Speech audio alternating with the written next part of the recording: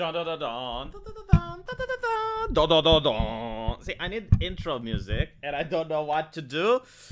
I tried commission a couple of people that I actually like, and they're like, we can't do anything, Ving, because we're already full. Everyone commissioned us, and I'm like, oh god. But I need some intro music. I can't just use some random music off YouTube. That just doesn't feel right. Need something personal. So that you guys feel like when you donate super chats to me, you're investing into something. Like my channel gets better the more wealth that I have. But one day, maybe one day it's going to be here. I also need to change that picture with the cat, with the Neko-chan. Yeah. Anyway, we got something really cool today. We got Blizzard. They announced a new expansion. Oh, Dios mío, we're going to go through it. And what's interesting is that it's not on Blizzcon. Did you notice that? It's not on Blizzcon. When's the last BlizzCon that they actually had? For those of you who don't know what my opinion of BlizzCon is, it used to be an event where you paid so you can get commercials. I don't think any other company does that in the world. Like, you pay money so you can get access to their commercials. Nyoni? Nyoni? How is that a thing? I mean, look, it's not a problem that is a thing. It's a thing that people were going there. That's the problem. So the buyer's remorse, the sunken cost fallacy was absolutely real. I was mocking people who are paying money to go to BlizzCon, and they were like, well, it's the goodie bag. It's the goodie bag. You get a goodie bag. I got like some Hearthstone trading cards, and I got like a little Arthur's keychain ring, and it's like, dude, shut the fuck up. It's not worth $60. What the fuck is wrong with you? And you get all these people, right? But like at one point those people stopped going. So when the people stopped going, now they dropped the event. I just want to point out, do you guys remember like the Overwatch cereals that they released at BlizzCon? Again, like people paid $60 just to see that shit. $60 for a cereal commercial.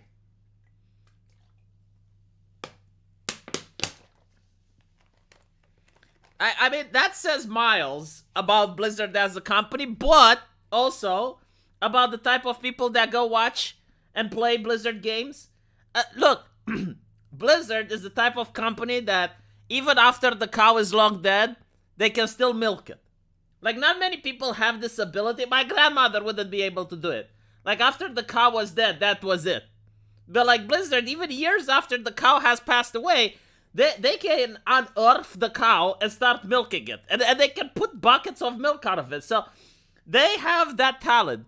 Now, the Blizzard fan, the guy, you know, he can convince himself that getting milked is good. So it is that combination of people, the milker and the person that gets milked, that you can only find it at BlizzCon. Really. And you gotta understand, like, BlizzCon was like, okay, so $60, like, if you actually were dumb enough to go there, $60 the attendance ticket, and then you had the plane ticket on top of that, and the hotel room. Now, you can make the argument that, okay, well, if you go there, you know, maybe you can meet with friends and blah, blah, blah. But, I just want to point out, when BlizzCon first started, it actually made sense. It actually made sense because internet was not as good as it is today. So, initially, if I remember correctly, the first BlizzCon ever, you could actually watch it online for free. But the problem was that there were so many people watching that it crashed the stream, so it was unwatchable. And then they decided, it's like, okay, well, we need to limit the number of people that get to watch it. So they started charging people the price of a full game so you can watch BlizzCon.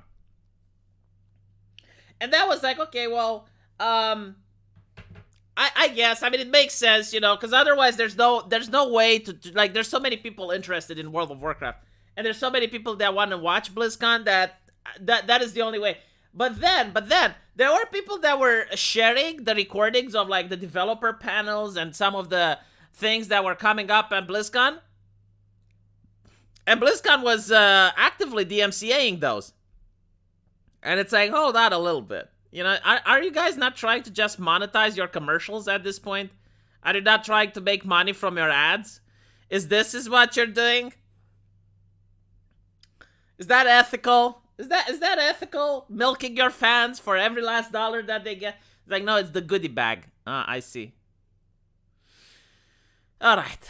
It was unwatchable. Kind of like a V-stream. You know what, Solid Slug? I'm going to take your wrench away now. I usually have a thick skin, but now you knew exactly what to say to get to me.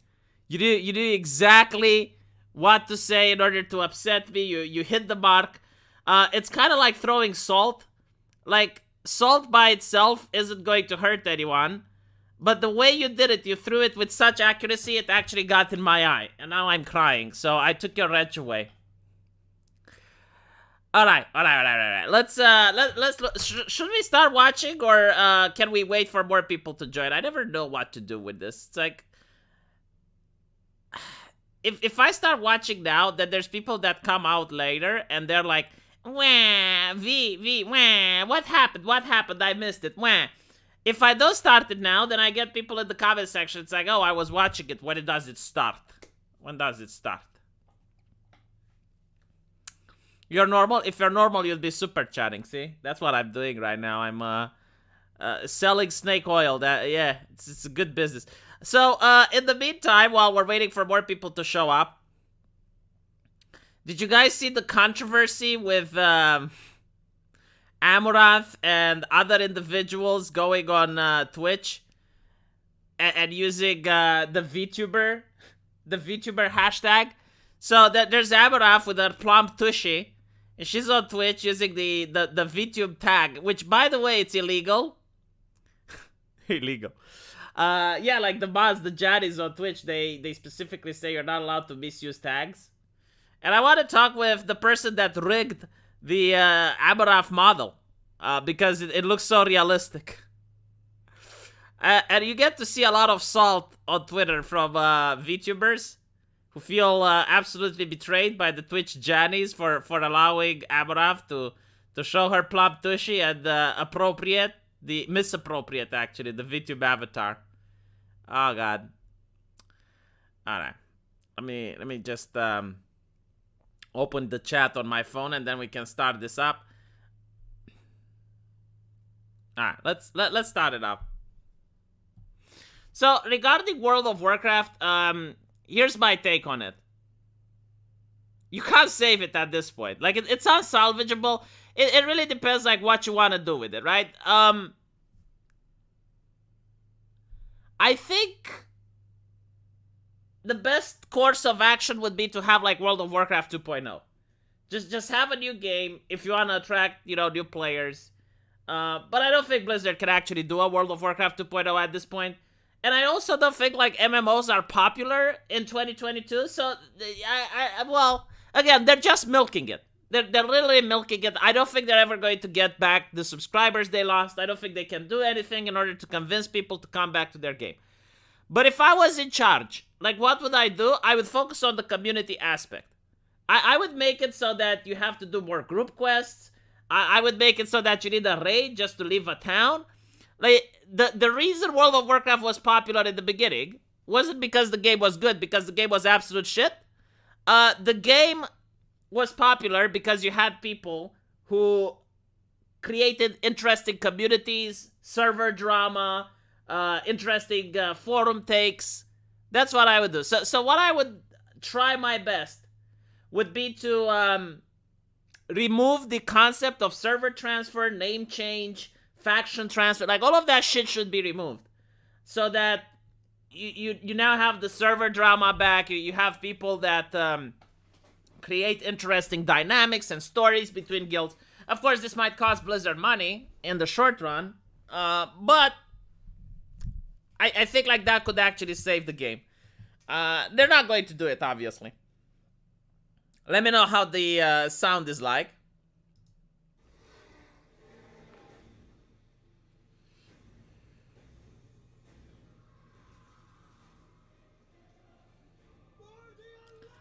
it's not really that they made it easy. I mean, they did in Wrath of the Lich King. It's true that players got better. And it's not just like players got better. Like back in vanilla, there was almost no way you would know how to improve your class. I mean, you had a couple of websites that dealt with WoW, but other than that, like, you had to figure it out. But now you also have so many mods, so many add-ons that measure your DPS. Like, you know what the best rotation is, the best in slot items, what are they, where you can find them. And then you have, like, even add-ons that tell you where to sit in a raid and what to do. So, yeah, like, people have gotten better. They have better tools. It's very difficult to make a quote-unquote hard game with the engine that World of Warcraft had. Like, if you want to make a hard game, now you could have, like, a literally real-time MMO where you can actually dodge spells and, you know, make it more like a first-person shooter type where if you click a button, something instantly happens and you don't have to wait 3 seconds for it. That type of thing. Oh, there's no sound? Hold on.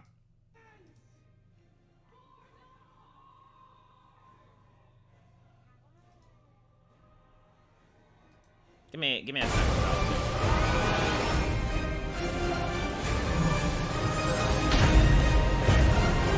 Alright, now there's the sound. Testing. Let's lower the sound a little bit. For Azeroth!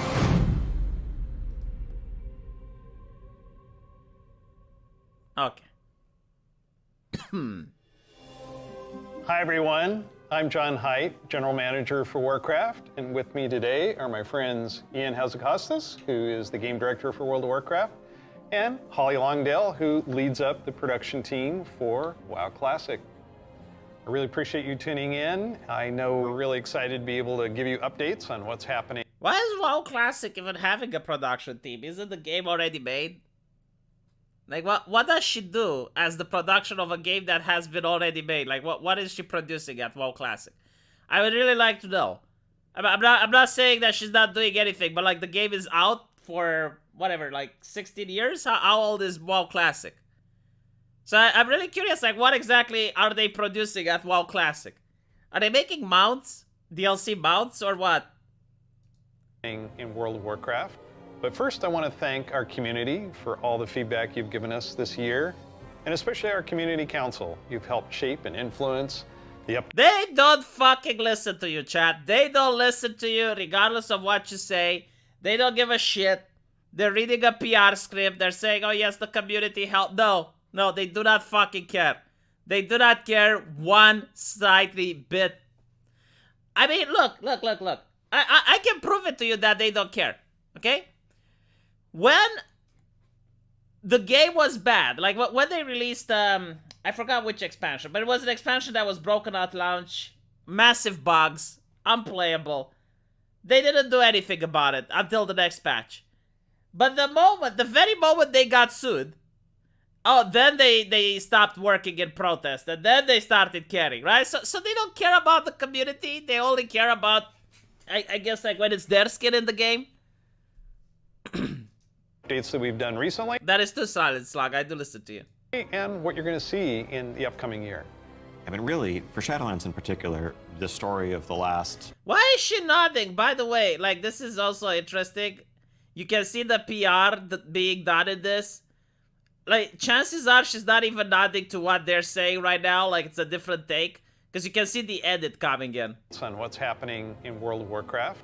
But first, I want to thank our community for all the feedback you've given us this year, and especially our community council. You've helped shape and influence the updates that we've done recently and what you're going to see. Why is she nodding at him for? All right, whatever. Year. I mean, really, for Shadowlands in particular, the story of the last 9 months or so of this expansion is all about the community, and it's shaped by... How the fuck is the story about the community? Literally everyone in the community is saying that Sylvanas is overpowered and you're doing a shitty job at storytelling. And yet, you gaslight. You gaslight the community. How can you gaslight when the gas prices are so expensive? How? How are you gaslighting like this? By what we've been hearing from them, and us realizing as a team that we just collectively needed to do a better job of... Really, you as a team. Look, corporations, they're very fascist in nature. Like, everything goes top down. Like, there is a team lead that tells everyone, like, we as a team decide... No, shut the fuck up, I don't believe you. It's like that. I don't think that the team put it up to a vote. I don't think for 1 second it just doesn't work that way at a company. Of making sure the community felt heard, and so that led us to the changes we made in 9.1.5. But also, did you feel heard, chat? Did they hear you? Did they really hear you? so really re-examining some of the assumptions and foundations of World of Warcraft about things like character investment and mains versus alts, or how catch-up should work, or the appropriate role of friction in our systems. And I think 9.1.5 represented a step in the direction. Why is there German on my screen? That is a fucking good question. Why is there German by default on my screen? Out of all the fucking languages on planet Earth, why is it German? So look, like I can turn German on or I can turn German off, but I can't change the German? What? Oh, never mind, I can. Hold on. Okay, there's more. There's more. All right. But like, why is German the first one? A, B, C, D, E, F, G. Like, it's not even in alphabetical order. What the? Why is German being shilled to me? Warum? Warum ist das? Warum ist das? Of letting players Yeah, have why do I see the Deutsch? more freedom to play World of Warcraft. Hold on. Let me put a proper bigoted language. There we go. They want to play it, and we really built our Eternity's End content update from the ground up around those principles. What are some of the things that the community said that influenced your decisions? They can literally say anything they want. They can say like anything they want. They can speak on behalf of the community, and you can't do shit. They can say that the community told us to go fuck ourselves. There's no way you can verify if that's true or not. For Eternity's End? Things like the method and pacing of acquisition of the Covenant Legendary item, tons of tuning, and I think every step of the way. Oh my god, I got a super chat. Hold on. Stop the horses. I need to read what Zedif said. Zedif usually donates $5, but today he donated 10, so I assume it's something urgent he wants to say, which is why I'm going to read it right now. Hi V, I was wondering if you are commissioning art for the D&D campaign. If it's not too cost prohibitive, you could copy Harmquest to include a weekly guest to roleplay the character. I don't have the team for Dungeons and Dragons yet. Like, first I need to get everyone on board. We need to set a time. We need to set a date. We need to decide what we're going to play. And only after will I think about artists and background music and all of that. All right. Let's go back to the World of Warcraft. We were listening to make sure that we were carrying forward those lessons learned in the course of 9.1.5 into Eternity's End and beyond. So WoW Classic came about because of the community. So like this is fucking hilarious. Yes, like after years of people begging, like literally begging, I saw people on their knees begging for World of Warcraft Classic. And after people like realized that they're not getting it, they created their own servers. And after Blizzard saw, holy shit, like those servers, they got millions of players, they're really popular. Then they made it, and it's like, oh yeah, we listened to the community. Yeah, you listened to the community because you saw profits in it. That's the only reason. You're making it sound like, oh well, the community really liked this, so we did them a favor. No. You just saw more money to milk. You know, like you went to the dead cow with the buckets again, and obviously came up with them filled. Yeah, they continue to help guide and support us as Classic evolves. World of Warcraft is all. How the fuck is Classic evolving? How is Classic evolving?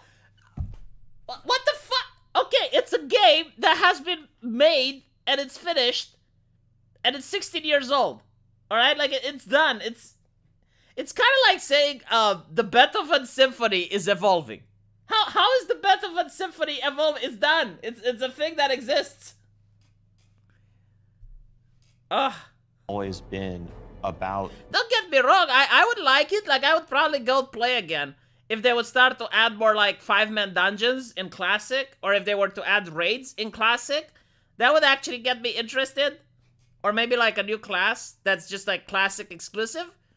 But it's not evolving, is it? It's a done deal. Like it's. Oh yes, they're adding the in-game store. Oh, thank you, God Pigeon. God Pigeon, you finally brought the light. You know, how stupid of me. Yes, I can see now. Yes, the in-game store for Classic. That's how it's evolving, yeah. The world and the players that inhabit it. And we are, in a lot of ways, curators and caretakers of that journey and of that experience. And so Oh my once God, this the classic snake community oil sells but formed doesn't stop, and does grew, it, chat? we had to listen to them. It's this tide of listening to the community and paying attention to what is a good experience for our players now. And where we really saw a... You know, this is what happens like when you're a YouTuber and you're small. Like if you're a small YouTuber, you listen to the chat like I'm doing right now. You listen to the chat, you read the super chats like I'm going to do in a bit with Mentat. You do all of that, right? But the moment you're big, like when you're Gargura level, like she doesn't even have time to read the super chats. Like Timpool, when is the last time Timpool actually read the chat? And it's probably the same one with Blizzard, you know, when they were big, they didn't really care about the community. Maybe now they genuinely do, because they have like 5 players left. So they're listening to what those 5 people want.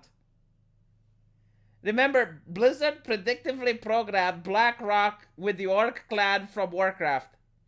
Oh my god. Is BlackRock tied to Blizzard? Is this what you're saying? change in this idea is with our Season of Mastery realm, which is a Season of Fresh Start Classic. And initially we were talking about it like it was going to be like a fresh start. Let's try this experiment in a season. It'll be about a year long. And then when the community found out about it, we started seeing this upswell. Yeah, the team just took that idea and ran with it and turned, what started out as a small community project into this Soul of Iron system that... Wait. So is this what they're talking when they're saying, like, Classic is evolving? Like, they're making seasons for Classic? So, like, after a season, everyone is back to level 0? I mean... How many people are interested in that? That would be so fucking annoying. I wouldn't like it. I mean, you work really hard, you get all the way to level 60, and then you finally get in a guild and whatever, and you're playing, and boom, season resets, you're back to level 0. Became a centerpiece of Season of Mastery in a whole new opt-in hardcore mode. Yeah, the camera in the interview is cringe level. Like, so many edits, so many cuts. It is a publicity stunt, so I'll give them that. That we've seen communities built around. Lots of, thrilling victory and painful... Yeah, with the PvP I would understand. Like, the PvP makes sense. Why is she so happy? Why the fuck is she so happy? No game developer needs to be this happy. I want my game developers sad and miserable. Why? Because they put their blood and sweat into making a game for me so that I can give them my hard blood and sweat money that I worked for in order to purchase their game. That is the relationship between my developers. I want them sad and miserable because they've been crunching, they've been putting a lot of time in order to pour their soul into the game. And when I buy the game from them, when I give them my money, it needs to show that they're also giving me a part of their soul. When I see game developers this happy, it means they're not putting in the effort. There is no way you can put in the effort and be this happy. Full defeat. 5 hours. I made it 5 hours. Yeah, and it continues. Like Burning Crusade Classic, we wanted to balance the Paladin seals between Horde and Alliance, so we made an addition there. We wouldn't have gotten there without the community's input. Wait, they wanted to balance the Paladin seal? Like, wait, they're still balancing the game? Like, isn't the point of Classic that you're playing Classic?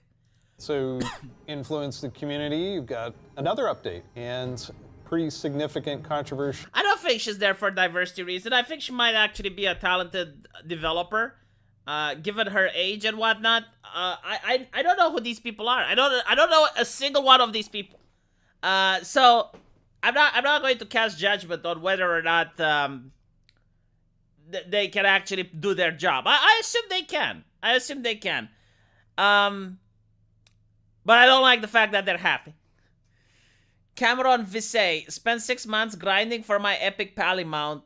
When they nerfed that mount, I quit. Post Wrath of Lich King?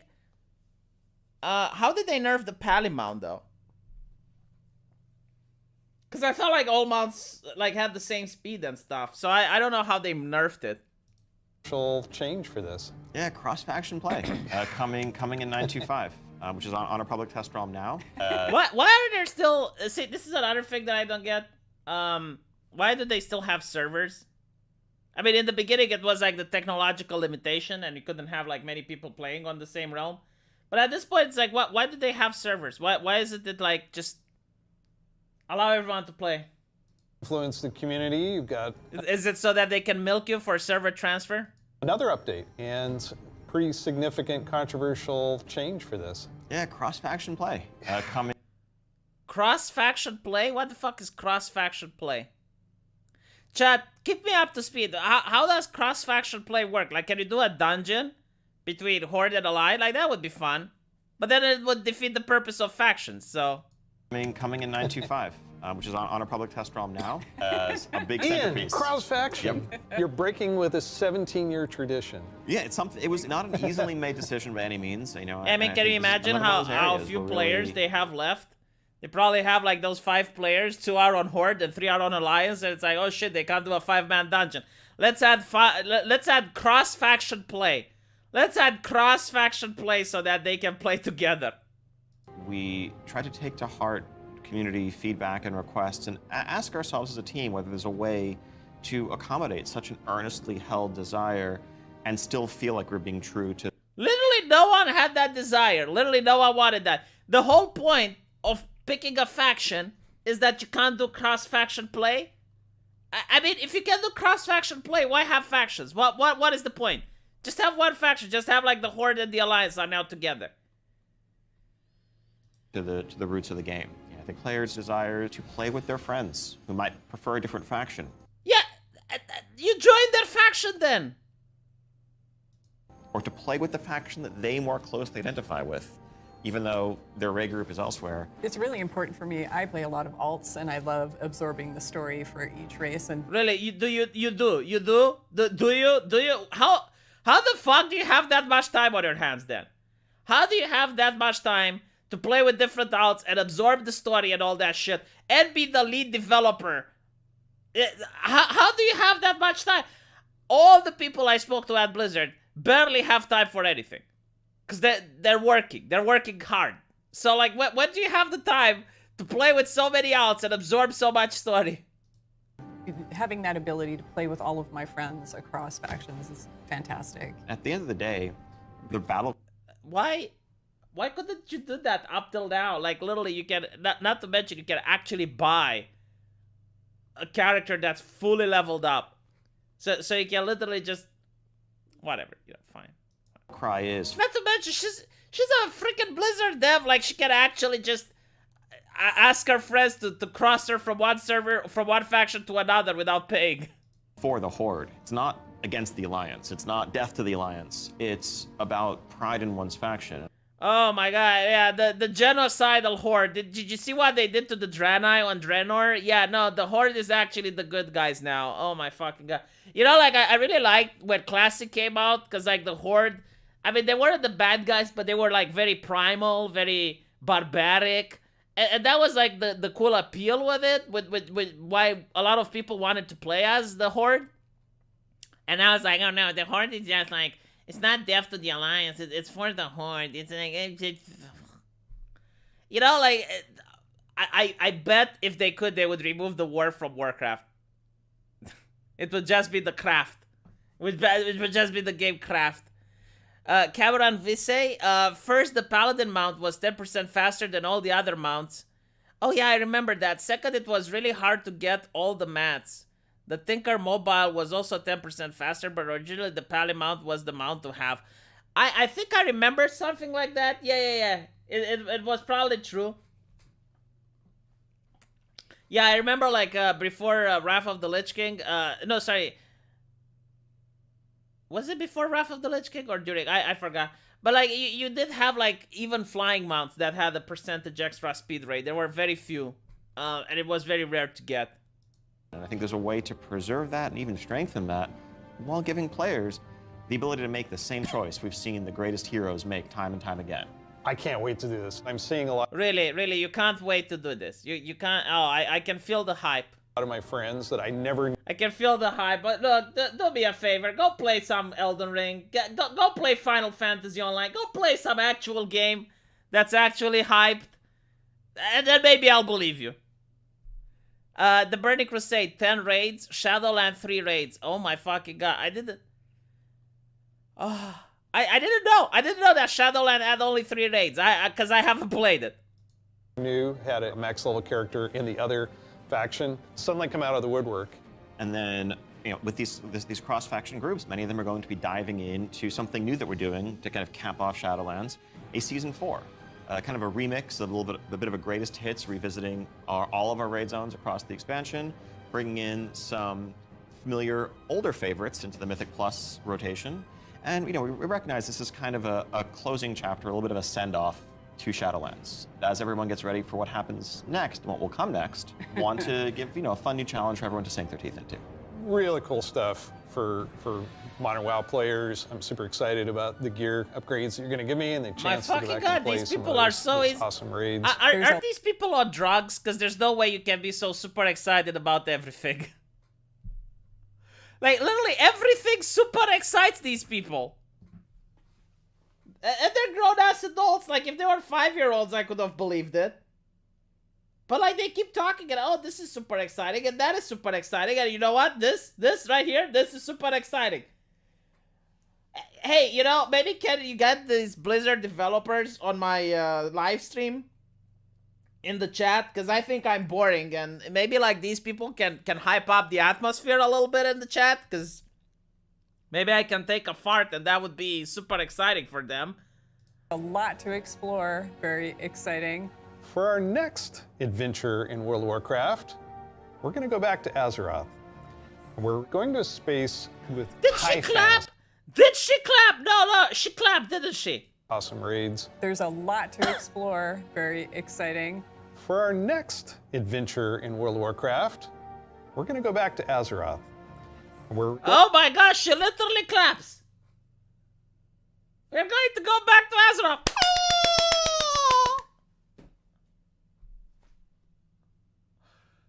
Oh god.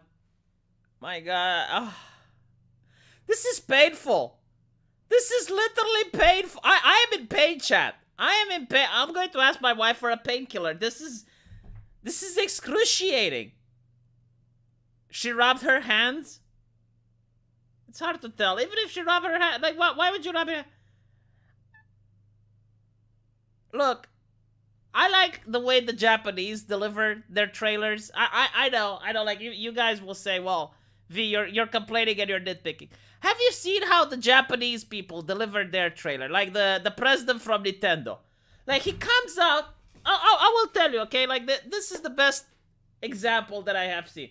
So you see this Japanese man coming and he's wearing a suit. Okay? He's not wearing this shit to act relatable. No, he's wearing a suit because he is richer than you. Like, he is the president of Nintendo, right? Like he is somewhere that you will never be. And he knows this, which is why he looks at you with disgust and disdain. Like, his facial expression is that one of disgust and disdain that he has to go down from his office in order to address the plebs.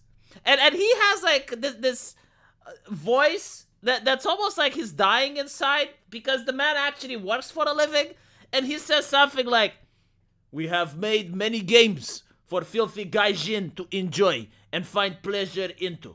Gaijin will have hour of entertainment by playing the games. Here is trailer." And that was it. And then it's trailer after trailer after trailer after trailer. And I'm like, my fucking god, this guy gets it. This man knows what I want. He knows what I want, and he is giving it to me. I want to see the trailers, alright? I don't want to see the yappity yap. I don't want to see the relatability. I don't want to see the representation. There's no way that a CEO from a company can represent me, nor is there a way that the CEO from a company will have something that I can relate to. Like, he makes millions of dollars. What the fuck can I relate with that? Like, he's got such a different lifestyle. He's got human beings as his puppets. He can order people around the company. What? I can never do that. How can I relate to that? Just think putting on this casual clothing and, you know, being excited, trying to show that, oh, I'm just like you guys. Going to a space with high fantasy. I mean, our fans have asked for this for a long time. This has been kind of the foundation of much of the lore of WoW. So without further ado, let's watch the cinematic. You know, at least this is like the only time when Blizzard releases a game that I can find some enjoyment in, the cinematic. Thank you, Cameron, I appreciate your membership. But the Blizzard cinematic is the only reason why I'm hyped up for World of Warcraft expansions, because let's be honest, the cinematics are good.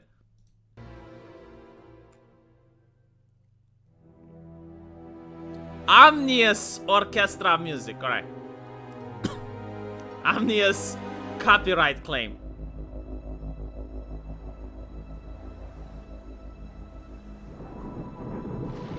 The world has been sundered.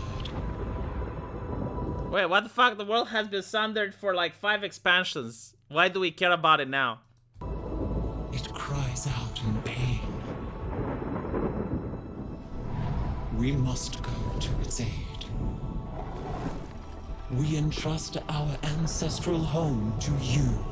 This is something that I love about the art design in World of Warcraft. The men are still buffed as fuck, and they look like peak physiques, like Greek gods.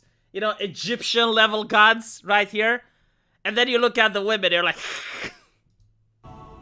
The Watchers. The perverts.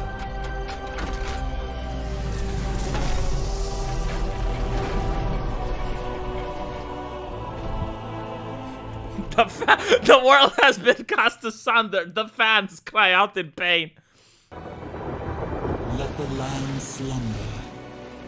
Hidden, even from our own eyes. Well, how are they the Watchers if they're not fucking watching? You will feel our return in the waking of the land. Then, you must light the beacon of Tearhold, lest the path home be... I love how this was foreshadowed. They really built up to this and totally didn't pull these things up from their ass right now. Lost to us. It's like, oh, the beacon of Tearhold. Do you remember that beacon? No. Forever.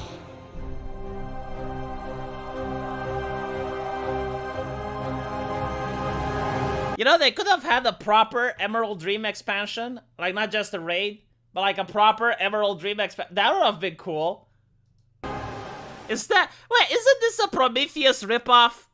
Isn't this literally like the scene from Prometheus?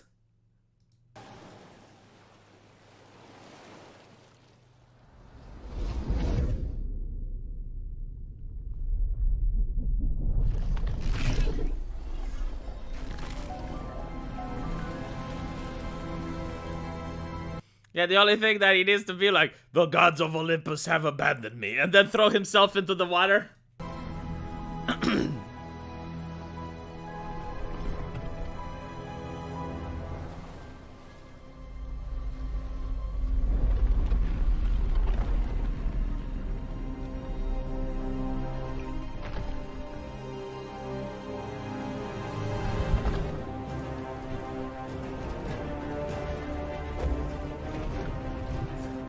This is the most dramatic walk that I have ever seen in a cinematic.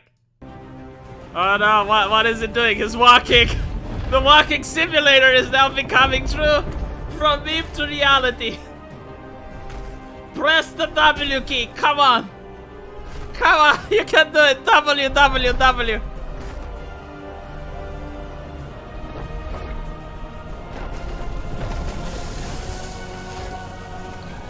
Dude, this is the most anticlimactic cinematic that I have ever seen in any expansion. Unironically, like, this is the worst cinematic from any expansion. Like, go back and watch...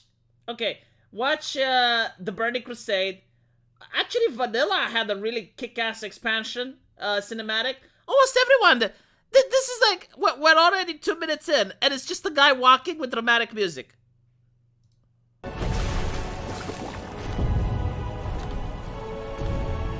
Oh no, will he make it in time? What happens if he doesn't turn it? Like, I can't give a shit about what's happening here. Because I don't understand. It's like, oh, the world is bad and you need to turn the key. Okay, and if he doesn't turn the key, what?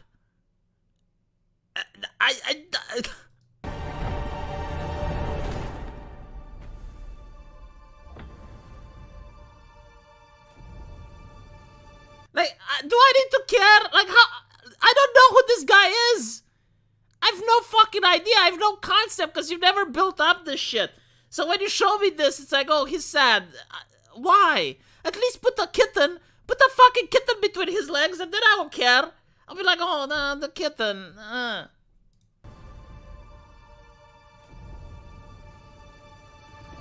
Oh, will he turn the key, chat? Will he manage? Oh, he's managing. He's turning the key. Oh my god, such a good expansion pack. I'm so hyped. Pog, pog, pog.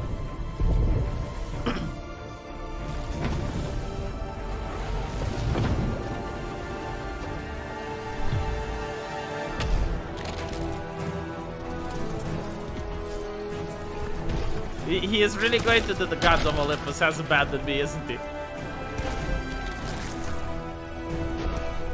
Is this like the last World of Warcraft player trying to save the servers from being shut down?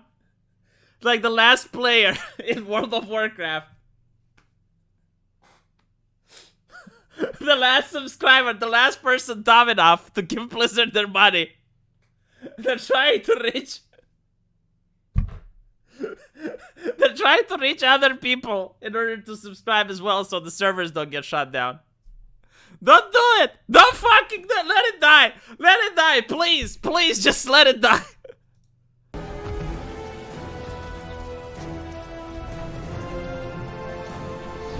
No fucking way! No fucking way! Oh my god! Do you know what they're doing? They're ripping off Marvel! They are ripping off Marvel! No way! They are... Yeah, this is probably Asmongold. After reading the title of one of my videos. I can't believe this. So, do you guys remember when... In the last Marvel movie, like, Thor had to reforge his hammer, but, like, the forge wasn't working, so he actually goes up there and uses his own body in order to absorb the radiation or whatever the fuck? They're ripping off Marvel! They're literally ripping off Marvel. No shame whatsoever. I want to talk with the artist who did this and look at him and be like, shame on you. Shame on you. And he will be like, I have no shame, V. And I'm like, you must.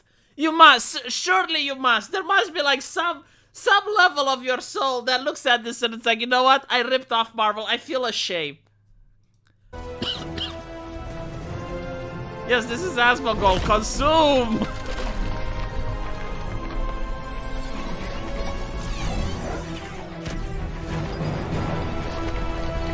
Come on, Asmongold, you can do it. You're the last guy playing. Asmongold, you're too rich. You're too rich to stop putting money in this game. You must save the servers. They're shutting down. No one else is playing but you. You must keep the servers together.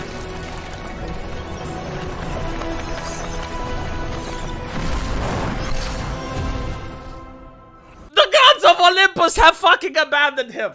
The gods of Olympus have abandoned him. Now there is no hope.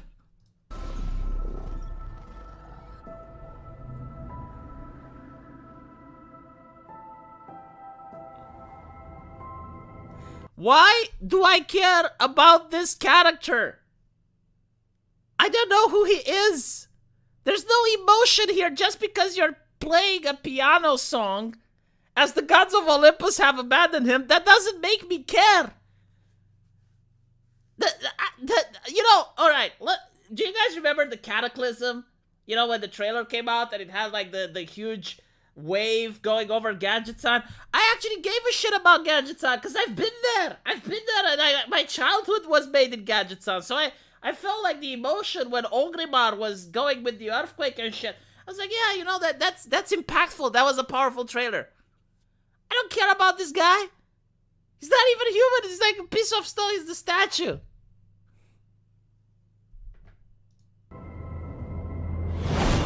Yeah, the Shadowlands trailer. Even that was good. You had what's her name? That guy from the Horde, Sylvanas. Yeah, you had Sylvanas fighting against the Lich King. That was interesting. I knew those characters. I saw that Sylvanas is a strong, empowered guy, and I thought that he's going to win, and he did.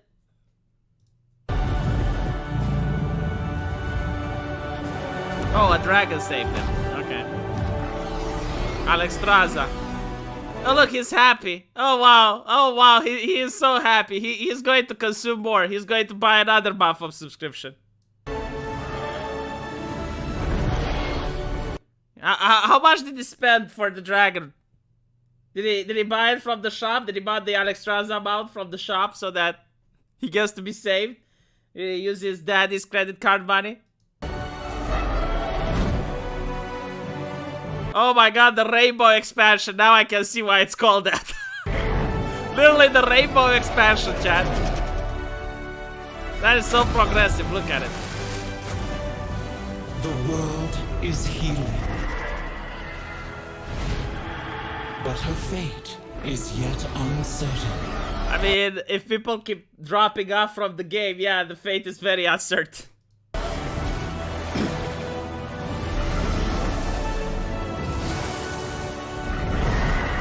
I'm wondering if Asmongold is going to make a dorky face while watching this. Together, we shall be Azeroth's protectors once again. Why is Alexstrasza having this masculine voice? Cause like she spoke as a dragon before, and it was a very seductive feminine voice. But now it's like they got Alexstrasza, they pinned her down and they pumped her full of testosterone, and this is how she sounds now. Here. If I hear a VTuber talk like this, I assume it's a guy behind the screen. I'm not going to lie. Like if a VTuber on Twitch speaks like this, I'll be like, yeah, no, this is korewa manu desu. Korewa trapu desu ne. The new age of dragons. Why do we never see Hinduism mythology in games? You do. Last time you did, there was a massive conflict. It was in Smite. Yeah, like Smite had Hindu gods, and they actually, I don't know if they got sued, but there was a huge controversy because, well, it's offensive to the Hindus, so. I'll begin.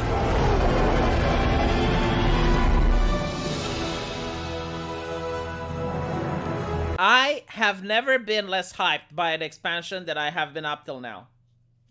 I mean, look, the walk up the stairs was very dramatic, but wasn't enough to make me want to play the game. I don't know if this is the actual cinematic that they're going with, or is it like just a hype? Because they usually have like a trailer for the game and then they have an actual cinematic. So I don't know which one is it. Wait, was there rainbow in the background? Get the fuck out. Here, the new age of Oh my god, yes. dragons shall begin. This looks gayer than Ram Ranch. Yes, it is progressive. You should buy it. Don't be a homophobe. Prove you're not homophobic, okay? Prove you're not homophobic and buy this game. That's how they get you. That's how they get you. Like if you wanna show you're a progressive man, if you're a good ally, you need to show that you bought this game. Spend money on the corporation, you bigot. Oh god.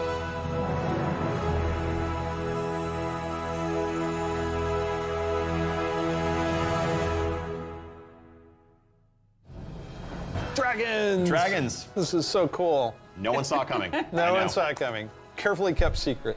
But seriously, I mean, what did we just see there? The awakening of the Dragon Isles, the return of dragons, the dawn of a new age. Right, we've seen Rathian searching for his father's legacy, searching for the Dragon Isles. There's a reason why he hasn't been able to find them until now. The beacon going off, is that summoning the dragons? It is removing the concealment that had hidden the Dragon Isles from the world, but also beckoning the dragons back urgently in a time of need. I assume pretty good variety of locales within the Dragon Isles? Yes, the Dragon Isles, as kind of standard for WoW expansion, consist of 5 zones, 4 standard leveling zones, and a new starter zone that we'll get to in a second. Can you talk a little bit about how the team found ways to thread the dragon aspects throughout the environments? The Dragon Isles are a place that is lush and primal, bursting with elemental energy. As Azeroth herself reawakens, those primal forces are expressed throughout the environment, whether it's magma activity, volcanic activity. I mean, look, I'm not gonna attack them for this one. There's literally not any zones in World of Warcraft that I really want to explore at this point, because like they've been through almost everyone. So like they don't really have anything else to add except create new things. I would have liked the city of Ajol-Nerub. Like that you know, that got the 5-man dungeon instead of an actual zone. That would have been nice. But yeah, I mean, fine, you know, whatever. You're going back to Azeroth, okay. Activity, whether it's the icy wastes of the Azure Span, and each one of those has a connection to a Dragonflight that we've seen before. And it's going to be an amazing place for players to arrive at and explore. All right, you know I'm going to ask. Yes, okay, so Can I be a dragon? let's start getting into some features here and what Dragonflight means for you as well as just a place. So first off, yes, we have an all-new playable race, the Drakthir race. Yeah. This is a Draconid Draconic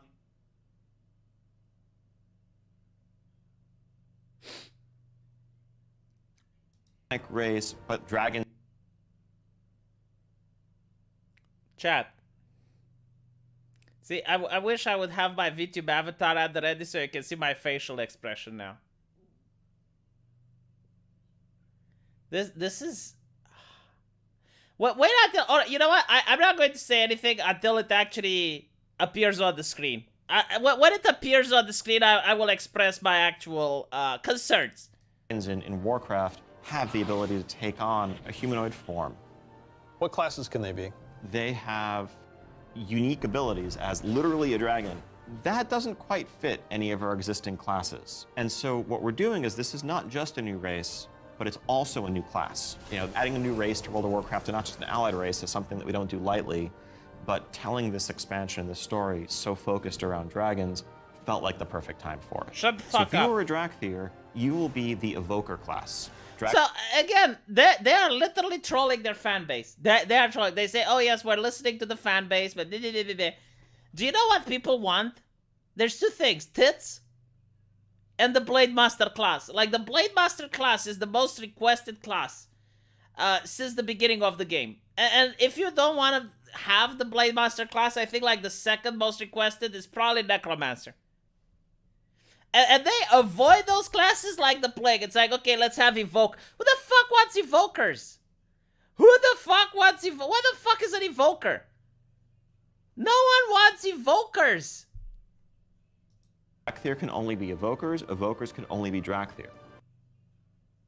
Oh my god, what a great decision for customization and role-playing aspect. That is such an innovative concept. Yes, like Draktirs can only be Evokers, and Evokers can only be Draktirs. Oh my god, such complexity. And the reason wow. why only a Drakthir could be an Evoker is that an Evoker is really combining the ability to call upon the magic of the different aspects with the unique physical gifts that a Drakthir has. You mean like a wizard? You know, like a wizard Hattie, like an archmage can do in the game? You know, archmages could do that. Like it's in the lore. They can actually, well, whatever. Ability to actually take flight and do an Onyxia style strafing deep breath over the battlefield, land on the other side, knock everyone back with a wing buffet, and then unleash your magical abilities. Yes, please. The Evoker yes, has Queen two Slay. specializations. They're a hybrid of either ranged DPS or healer. And they wear male armor. We figured, you know, with the new hero classes we've added over the years, we have enough melee, we don't need more of those. And also probably don't need any more leather wearers. The raid leaders are going to love you for that. Exactly. This is definitely a hero class. And so that means that, you know, like the Death It's almost like the cackling of a person that sits atop a dying game. Knights before them or Demon Hunters, they will be starting a level 50. By the way, just so you know that I'm not an asshole, because I know like some people might think I'm an asshole. I saw the chat in real time. Everyone in the chat was saying that this is shit, this is boring, this is lame.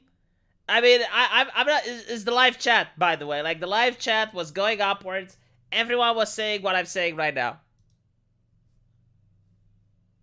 D8, and then they're going to have a new starter zone. So they're going to have a slightly different journey into the Dragon Isles as opposed to the rest of us that are sailing there from other parts of Azeroth. Can you talk a little bit about the customizations? Like what is going Yeah, the customization where you can only play a race that can only have one class. Like, tell us the customization. be able to identify my Dracthyr character?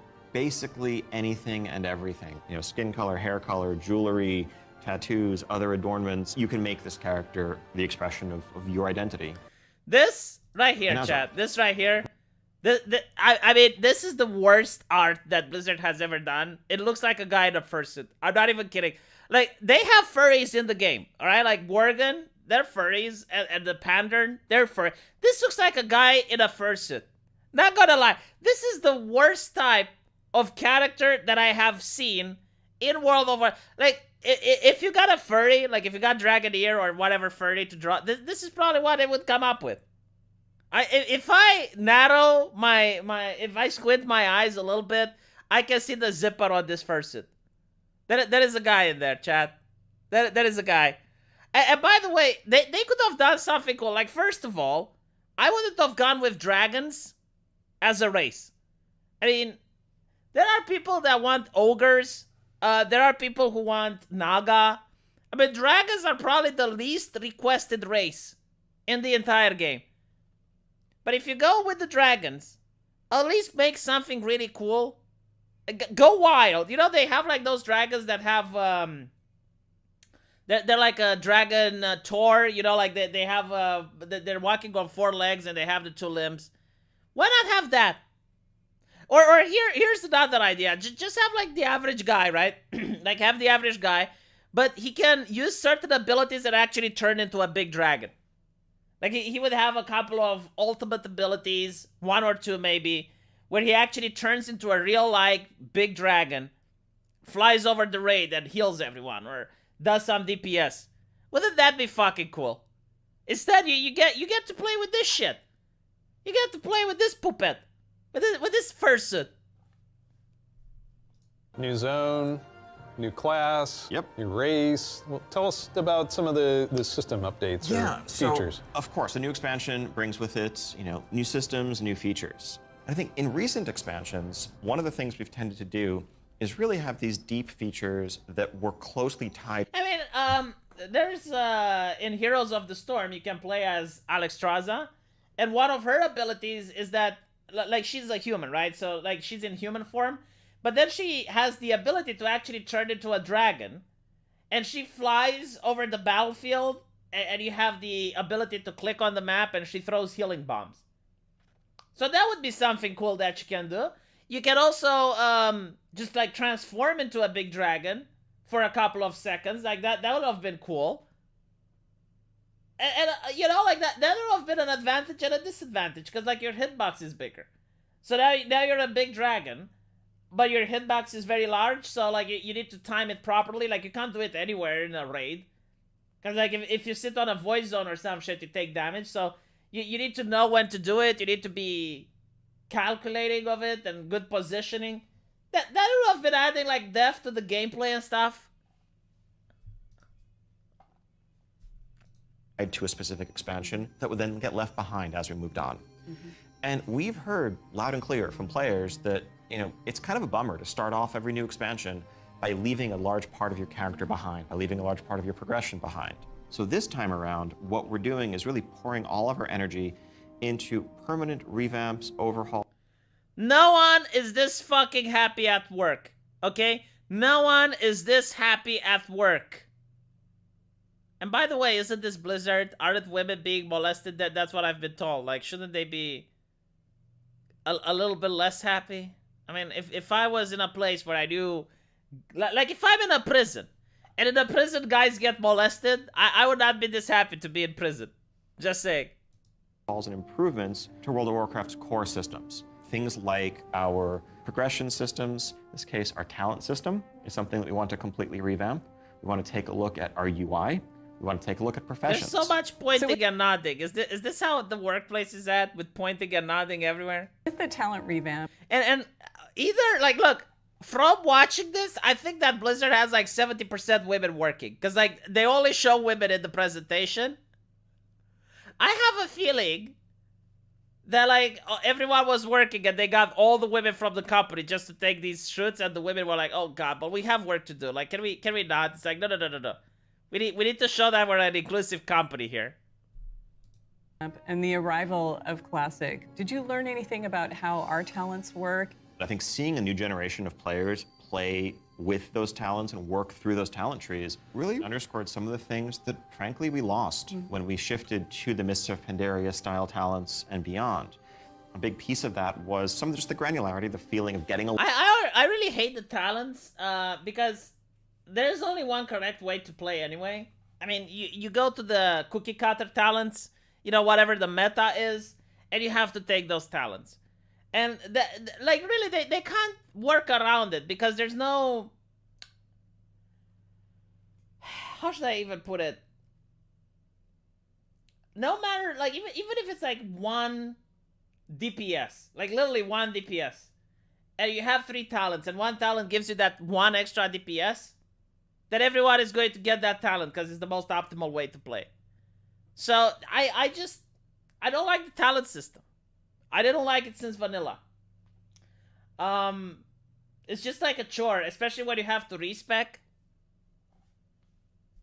The only interesting thing that you can do with talents would be to add flavors. I think the inscription profession was doing this, right? So maybe like you want to be a mage that fires, I don't know, like arcane fireball, so it looks like blue or whatever. But a better example would be if you're a warlock and you want to have green fire, right? Like that would be a cool talent, like a talent that lets you change the way the succubus looks. So maybe you don't want a succubus, maybe you want some other demon. But that's pretty much it. Like the moment you have talents that actually do stuff, there's just one correct way of speccing your class. So yeah, I never liked the talent system. League of Legends removed their talent system. Like League of Legends used to have runes, and they removed it exactly because of this reason. Because there was like just one correct way to rune your character, and that was pretty much it. And now it's free. Now you can like do it for free, and I guess they kept it around because a lot of people like the system to click on shit, but like. They should remove it as well. Level and spending a point to customize your character. Oh God, you can make a male bit better succubus? in That's some so funny. specific way. But also, you know, that sense of hybridity that you could have, that's something that we've largely lost. And so the new talent system avoids directly pitting player power throughput choices directly against those sort of utility hybrid choices, because we know that there's always a right outcome there. Yeah, and we also understand nothing that, you can do. there's a lot of strength. This is not their fault, really. It's just like the way the internet works. Like nothing you can do is going to change the fact that people are going to spec as the quote-unquote best spec for the meta. Because you have like thousands upon thousands of people on forums, and they're experimenting with these. And eventually the best DPS, the best theory crafting comes out. And there's nothing better than that. Because like people crunch the numbers, they do the math, and they will tell you, yeah, well, there's no more DPS that you can get than doing this talent. And then you have to do it, because the guildmaster tells you. It's like, look, if you want to raid with us in a serious raiding guild, you got to do this. And that's pretty much it. That's where the conversation ends. So, yeah, I don't care how much time you spend and what you do, because like you're not going to change this fact. In the flexibility of the modern talent system, to let players customize their talents for a particular encounter or for dungeons versus PvP, and we don't want to lose any of that. So John, UI? Oh my God. Yes, I got this 30-inch monitor, trying to keep track. No one gives a shit about your UI. People make mods. People have add-ons. Literally, no one cares about UI. Of where I am on the map, all my buffs, and oh, over here, what's going on in chat. It has literally made my eyes go like this. So, Yep, you're not alone in that. We've made a lot of incremental changes and additions over the years, but really this is a revamp, this is an overhaul. And so we're This is how they're wasting resources at development. No one cares about the UI. No one, not a single person. not a single person plays with the UI. You are more likely to find a person that uses Internet Explorer than a person that actually plays with the original World of Warcraft UI.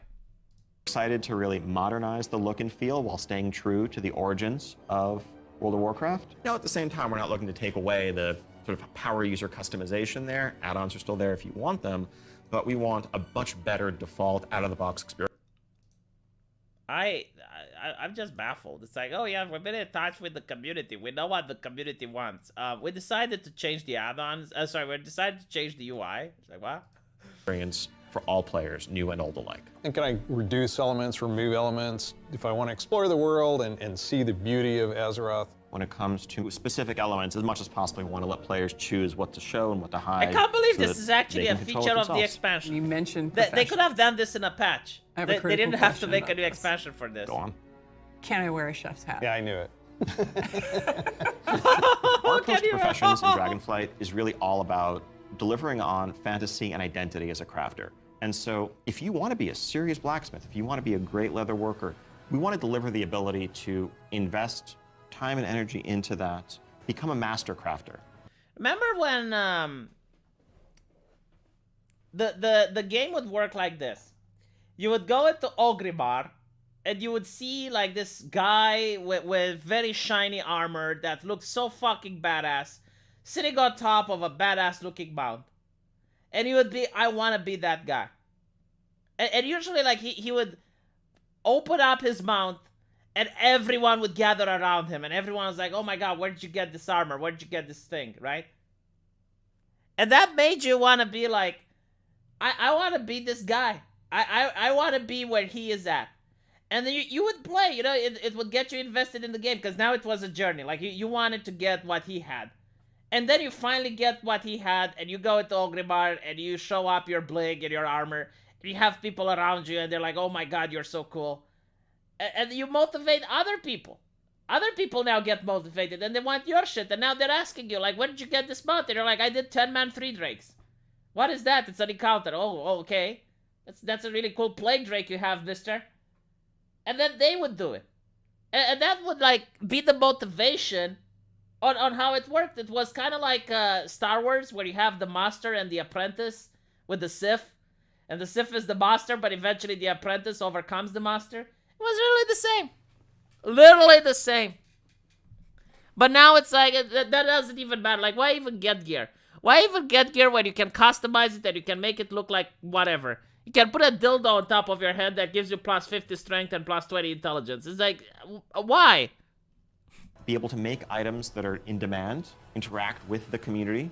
One of the big pieces that we want to do to support that is a new work order system to have a bit more convenience than just spamming trade chat all day. But if you are someone... Look at this shit! Look at this shit! Look! It's like, we want to interact with the community. And I'm like, okay, well, that's a good way to go. So we decided instead to make it more convenient so you don't have to interact with the community. Listen to me. Listen. Hold on. Oh, Chotomate. Where is that abomination? Put that work order up, list your mats, offer a commission, and a skilled blacksmith. Not yourself. What can I get? All day, Okay, but if this you is are the someone, abomination. You're not yourself a blacksmith, to have a bit more... All right. This is not interacting with the community. This is the opposite. I am interacting with a menu. This is not the community. This is not the community. The community is when you type Anal Dirge, Anal Curse of Tongues. That's interacting with the community, and that's memorable. After so many years, I remember Anal Curse of Tongues, okay?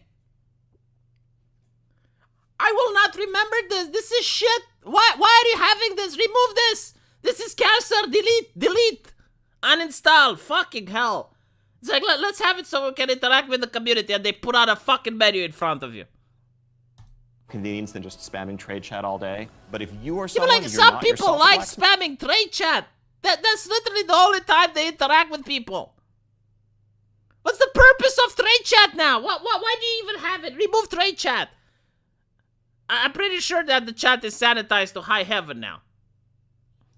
but you have a bunch of mats and you want them forged into a great sword, you can put that work order up, list your mats, offer a commission, and a skilled blacksmith can come along and make you the weapon of your dreams. I think we left out one thing, though. You can be a Dracthyr, go to Dragon Isles. Can I have a dragon? What's the fantasy of dragon? Why are they asking this fucking dumb question when you could have had dragons since Wrath of the Lich King? Could you have dragons in TBC? Because I don't remember. Probably not. I think you could have like the Phoenix mount in TBC. Probably not a dragon, no. But like in Wrath of the Lich King, you could have a dragon mount. So like, what? Why would I care? Dragons, if not soaring over the lands. And so we're really excited to introduce a feature that we're calling dragon riding. It's dynamic with, everything from momentum to dive bombs, the ability to, just sort of build that speed up and feel the world rushing past you in a way that should be much more exciting than traditional flight that we've had. You know what would be exciting? If you have like the guy in the fursuit actually being able to fly. Like, I bet they can't fly because they would have showed it off. That would be cool if you can. Like, that would be the only feature in the expansion that would be cool. If you can have the actual dragon class being able to fly by itself. Something which the Demon Hunter should have been able to do, by the way. I mean, okay, like, maybe not fly in dungeons, because, like, it would break the game, so, yeah. But, like, outside, I'm talking about. Like, spread your wings. Like when you...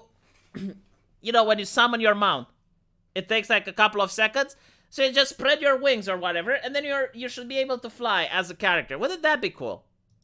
Made available in the past, but that's also available for players through a customizable dragon mount right from the Dracthyr can fly without a mount. Is this confirmed? Because if that would be the smartest thing that they have done this entire expansion.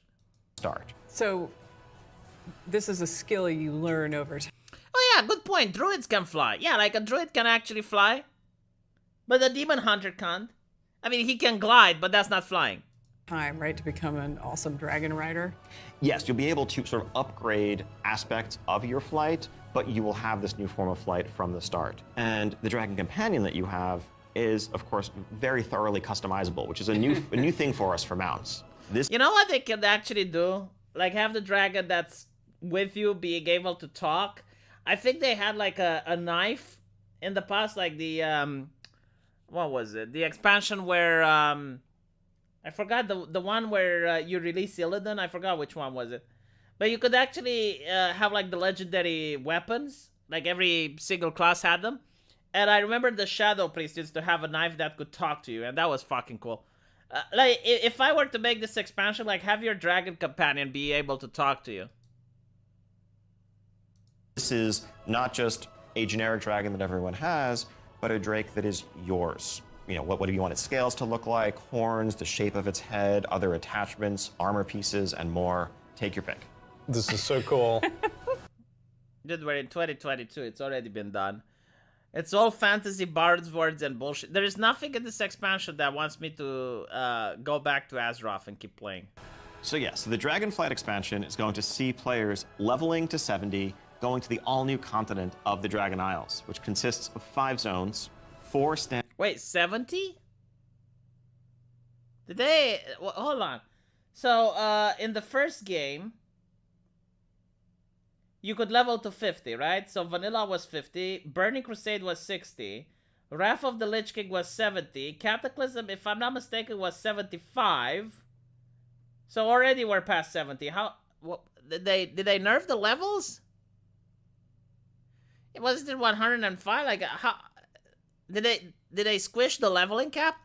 Standard leveling zones, and a new starter zone for our Dracthyr class, as well as a range of systems revamps, such as a new talent system, an overhaul and update to our UI, and an entirely fresh look at professions with more depth than ever before. Also getting around the Dragon Isles is going to come in the form of dragon riding, which lets you customize and upgrade your own mount so that you can fly in a sense from the start. And of course, as with any new expansion, we have a new set of dungeons, a raid. The only way customizable dragons would make sense is if they're difficult to get. So like you have this very difficult color that you need to finish this raid on hard mode. And then that would be interesting. But like we know it's not going to be like that, so. And and much more to come. We also have an alpha that will be starting up in the future. Check out our website. Yeah, good question. How does a level squish work? I guess like maybe the way a level squish works is that you need more experience to gain a level. But like I'll tell you one of the problems that a lot of people had is that if you try to level from level 1, by the time you level up so fast that there's a lot of quests in that particular zone that are grayed out and you can't do. I mean, you can do, but they're not worth doing. Because you out-level the zone before the zone is finished. So a lot of people had problem with that. I swear to God, stop laughing at me, you weird people. Website for more information. And keep an eye out for those opt-in signups if you want to help us test out Dragonflight and give us even more feedback to make it better. No. We do have a deep Pay me. dive that follows this, so please stay around. Classic players, we haven't forgotten about you. You could probably guess where we're gonna go next. One of the all-time favorite expansions for World of Warcraft. Let's watch the cinematic. I know. Again, the cow is dead, and these people keep milking it. I don't know how they do it. Like, I thought a dead cow can't give milk, but these people are necromancers. King Yip. Why'd you do this?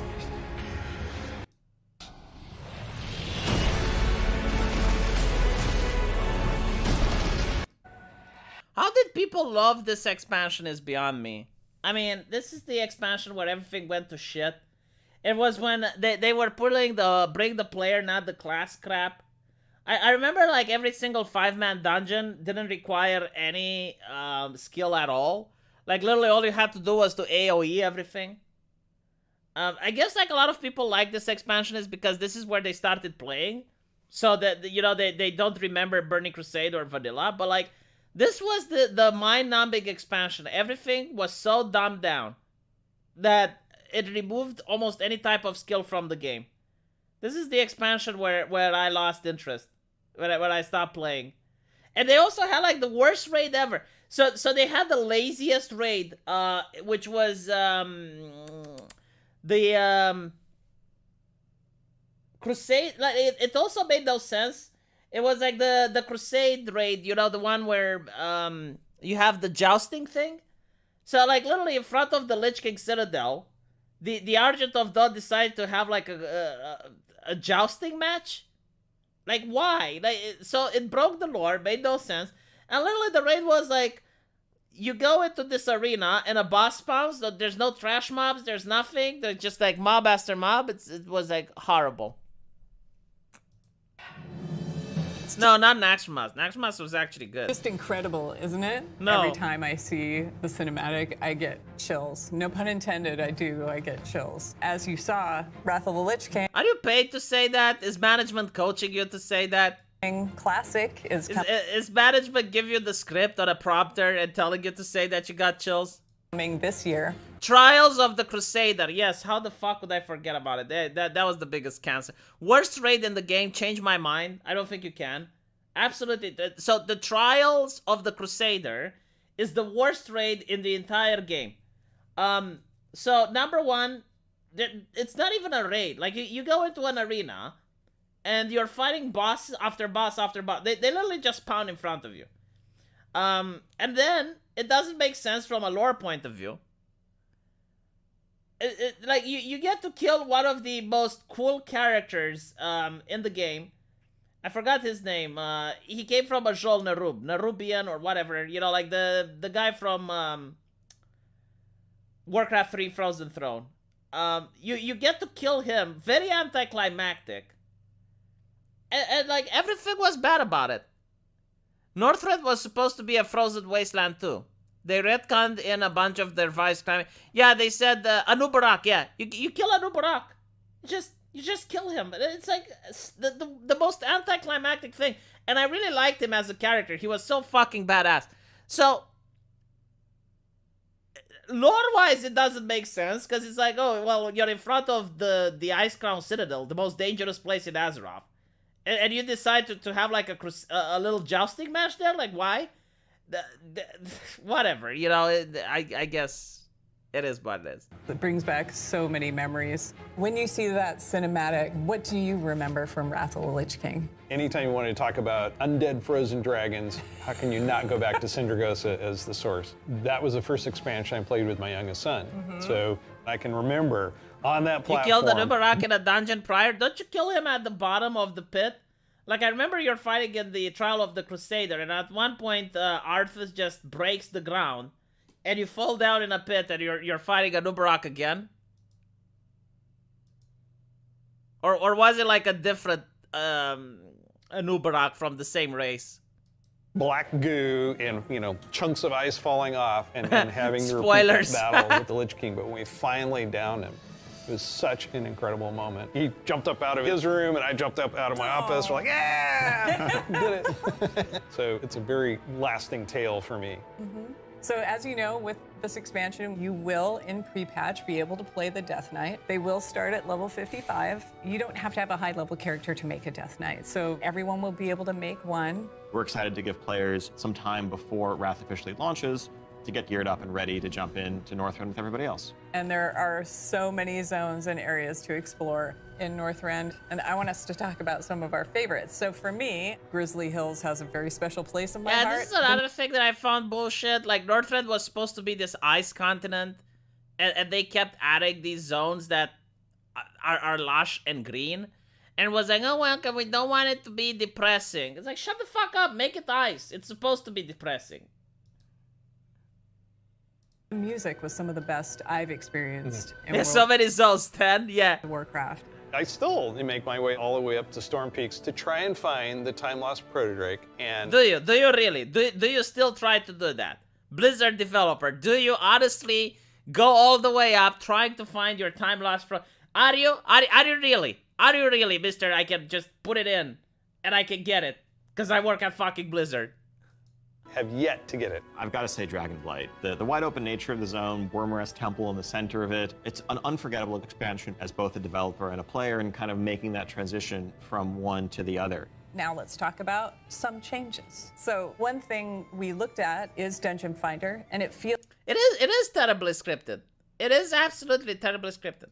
like how we envision Classic, Dungeon Finder is not a good fit for our community. Oh my fucking god. Oh, after so many years. Holy fucking shit. Oh, wow, you know what? I'm all for inclusivity now. Maybe you should bring a woman on board. Finally, she speaks common fucking sense. Yes, Dungeon Finder is not a good... Yeah, wow. What? Really? Oh my god. Wow. That was kind of the first step that may have eroded some of that social fabric. Now, as people have gone through the experience of going back to vanilla, rebuilding those groups, relying on each other, not wanting necessarily a random participant just to show up and then leave. Yep. Just so you know how bad the Dungeon Finder was, right? So in Wrath of the Lich King, the dungeons were so mind-numbingly easy that you could... It was just about AoEing. Like, really, dungeons weren't fun. They were a grind. And it was like a very boring, lame-ass grind.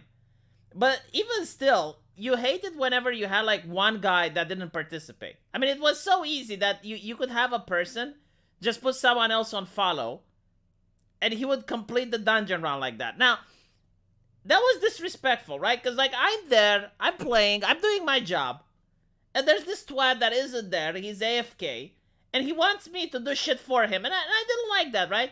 But you couldn't kick him, because in order to kick someone, you had to wait for 5 minutes. But the problem is you would finish the dungeon by then.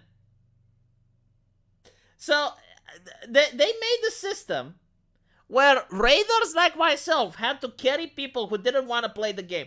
And I'll tell you something else, right? Like in the Burning Crusade, you had to know how to play the game, and you learned to do that in dungeons. You learned how to crowd control, you learned how to not aggro mobs, you learned how to not stay in a void zone. And when people joined the raid, they actually knew the fundamentals. They knew the basics. But in Wrath of the Lich King, no one knew how to play the game because they would be doing all these 5-mans, all these dungeons that didn't really teach you any of the fundamentals. And they would join a raid and they would be such a hassle for everyone else. And you had to like literally teach people how to play. And the problem was like they would join Naxxramas, which was the first raid.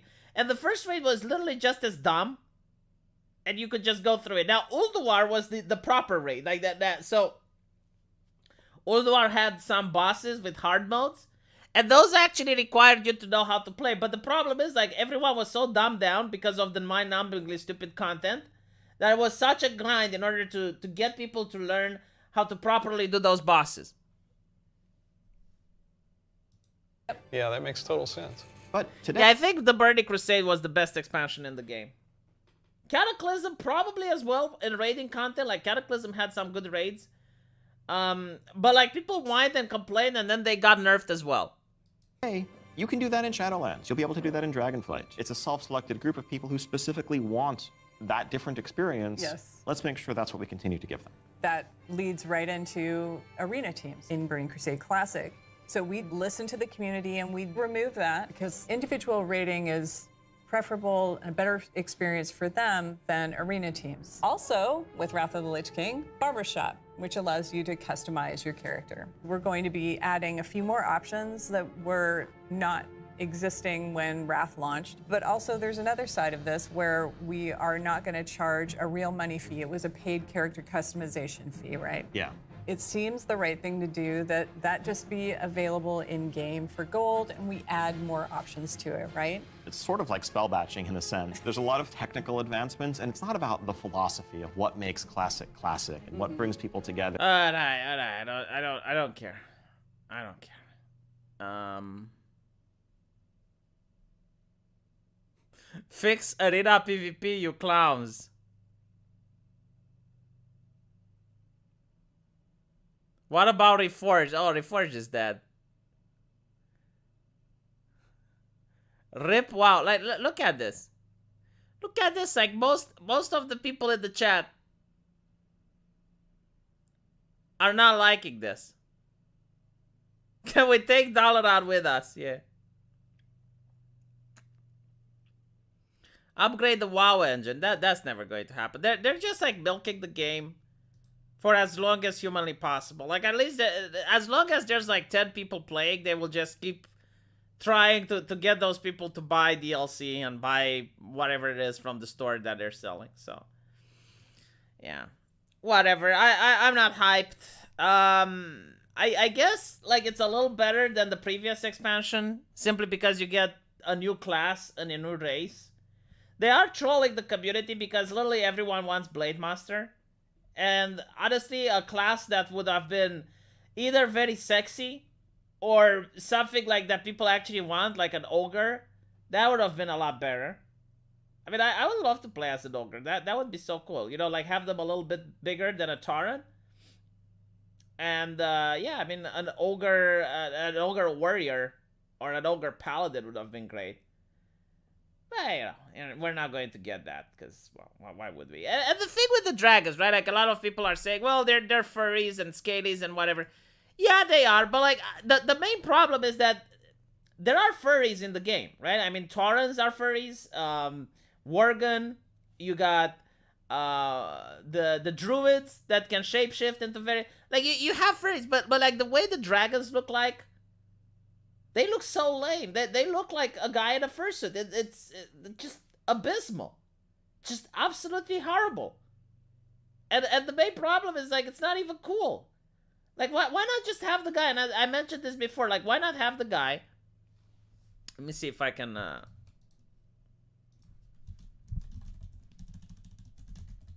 So, you know how when the Demon Hunters came out, I don't know if they can still do that. But, like, when the Demon Hunters came out, they could use that, like they had an ability, they would do the laser from the eye. And that was, like, your ultimate. And it would have, like, 2-minute recharge time, right? So why not have, like, the player every 2 minutes transform into an actual dragon and do something? Like, transform into a dragon and breathe fire. But like, an actual dragon, a big-ass dragon. Or fly over the raid and, you know, heal people or whatever. And this would be, like, an ultimate ability. And as I mentioned before, it would also be strategic. Because, like, if there's a lot of voice zones happening, then you can't use this ability. Because, well, you're big now, so your hitbox is massive. So you can't do it. And you have to think when you're doing it. And there's, like, a risk-reward thing.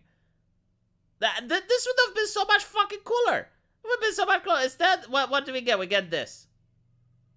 Yeah, I always wanted to play this. I always wanted to play this. This is like, oh, I've been waiting since vanilla.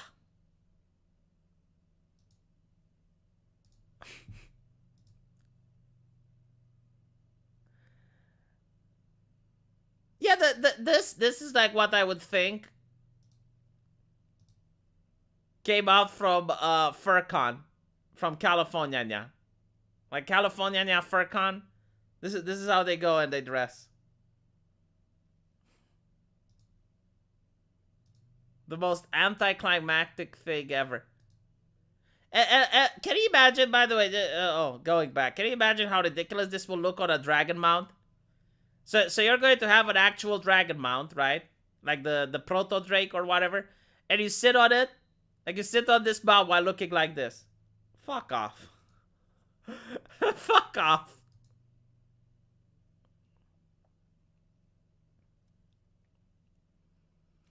Anyway, right. Thank you for watching the stream. I appreciate it, and I'll see you guys in the comment section. Take care.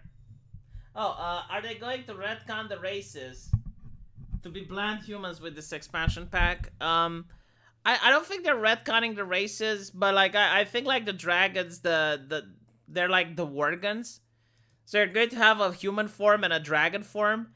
And the human form looks like a high elf from what I saw. Like, I don't know if you can be like a night elf that turns into a dragon. Because technically you should. But, maybe. I don't know. They're not retconning anything. Like, I think you can still play as a fat human if you want. These are the actual aspects. So I don't think... But, like, yeah. I mean, this would be cool, right? Like, you could be a human that looks like this. And then you can actually turn into a proper dragon.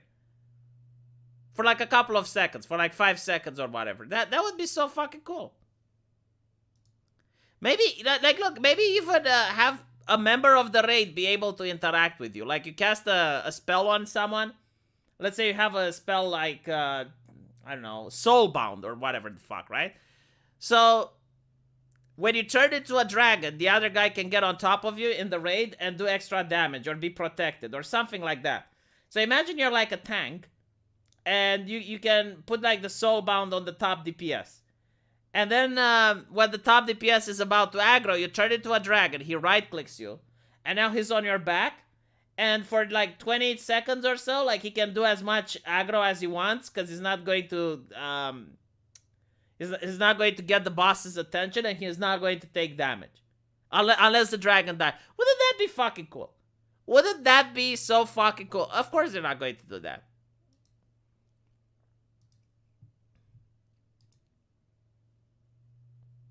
Yeah, getting on top. Yes. Or another interesting thing, right? Like outside of raids. So you turn into a dragon, and then another player can quote-unquote ride you, and you can take them wherever you want, right? So like, let's say, I have my friend, and he just started playing. And he doesn't have a flying mount, he doesn't have anything. And I come down in my dragon form, and he can right-clicks on me. And now I can take him and I can fly him in other places of the world. I can show him the game and whatnot. But why do that? Why do things that are cool? Oh god, the bot is here. Yeah, I'll end the stream because the bot. It just took me like 5 minutes to come up with some interesting concepts. Which, by the way, aren't even hard to implement because, like, they're already in the game. Like, you can just reuse assets. Like, you don't need to have any new art involved or anything like that. But yeah. Anyway, thank you for watching. I appreciate